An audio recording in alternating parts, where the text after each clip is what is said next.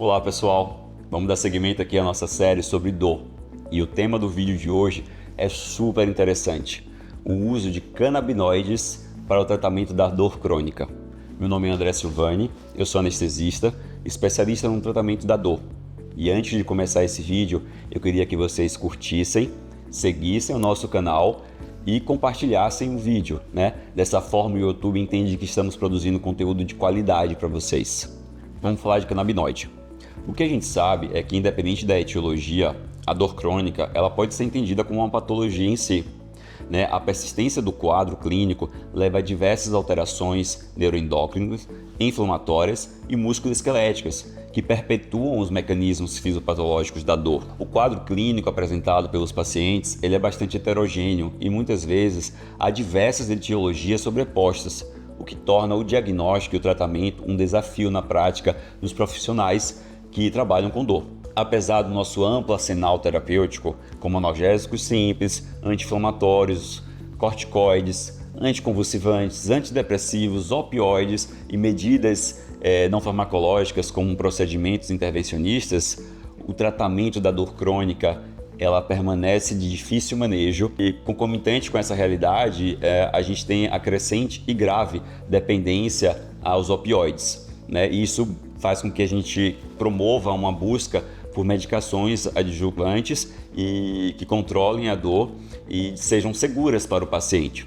Dessa forma, nas últimas décadas, os canabinoides eles têm surgido como uma opção terapêutica para diversas patologias, não só dor, mas epilepsia, hepasticidade na esclerose múltipla, náuseas e vômitos em pacientes oncológicos e também nas síndromes dolorosas. Desde a elucidação dos mecanismos de ação do sistema endocannabinoide, muitos estudos tentam provar seus efeitos benéficos e a segurança terapêutica. Alguns estudos eles mostram que em condições crônicas de dor, como enxaqueca, fibromialgia, síndrome do intestino irritável, os níveis de endocannabinoides estão alterados. A cannabis ela é uma planta da família Cannabiceae, são plantas que podem ser híbridas e são cultivadas em muitas regiões do mundo, conhecida aqui no Brasil, como eu falei, como a maconha. Apesar de existirem várias substâncias dentro da maconha, os chamados fitocannabinoides, as duas mais estudadas para o uso medicinal é o THC, o tetraidrocannabinol, e o CBD, o canabidiol. Os endocannabinoides, assim como os canabinoides exógenos, eles agem como agonistas parciais dos receptores canabinoides, o CB1 e o CB2.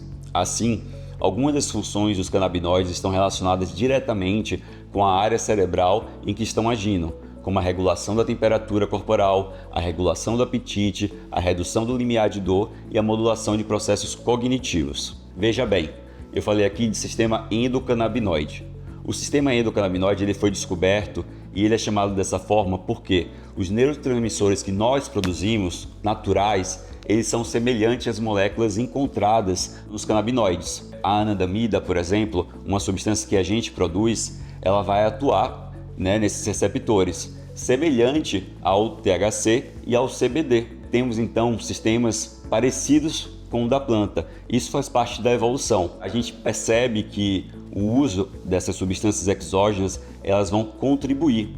À medida que a gente vai envelhecendo ou que a gente é exposto ao estresse crônico, à dor crônica, esse sistema endocannabinoide que regula todas as funções de homeostase do nosso organismo, desde o sono, da atenção, da temperatura, do apetite, ele vai murchando, ele vai decaindo ao longo do tempo, como a maioria dos outros sistemas que a gente tem. E aí a planta ela vem para ajudar a regular essa homeostase, fazendo com que a gente recupere o funcionamento correto desse sistema. Assim a gente vê, a gente percebe que os canabinoides eles podem atuar em várias doenças. E é isso que chega para a gente agora, é isso que a gente está vendo. Não é tão interessante assim para a empresa farmacêutica porque é uma medicação que deixou de ser estudada justamente por esse potencial em várias doenças. A gente vê isso em epilepsia, na dor crônica, na dor neuropática principalmente, lesões nervosas ou medulares. A gente vê isso para esclerose múltipla, para insônia, para ansiedade. Ou seja, dessa planta a gente consegue extrair material, consegue extrair substâncias que ajudam o organismo a se regular, se autorregular e recuperar aquele status que tinha antes de uma patologia, ou mesmo antes do nosso estresse diário. O canabinoide, então, agora que ele é comercializado no Brasil, ele foi aprovado pela Anvisa, a importação, hoje em dia também ele é produzido no Brasil pelas comunidades que foram de pacientes e agora são comunidades que podem produzir o canabinoide. Está cada vez mais fácil o acesso em farmácias ou mesmo comprando, né, com os representantes. É uma ferramenta que chegou para mudar também e para ajudar muitos pacientes que não respondem aos tratamentos tradicionais para a dor crônica. Se você, né, tem vontade ou curiosidade de utilizar um canabidiol, saber esse efeito, lembre que é muito diferente do efeito da maconha fumada, né? Esse estigma que a gente tem da maconha como uma alteração da consciência, ele não é encontrado nos óleos para tratar dor crônica ou depressão. Geralmente são óleos de CBD.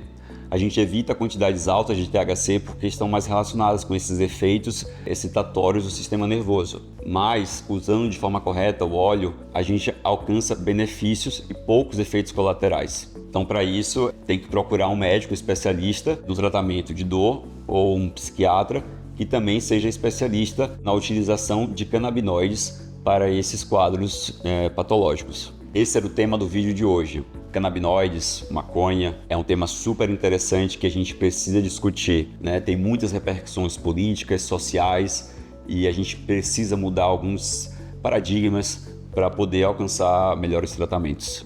Se você gostou da aula, deixe aqui seu comentário, suas perguntas, para que a gente troque essa experiência, tá? Antes de dar seguimento na nossa série, eu queria que vocês se inscrevessem no canal, dessem um like no vídeo e compartilhassem. A gente se vê.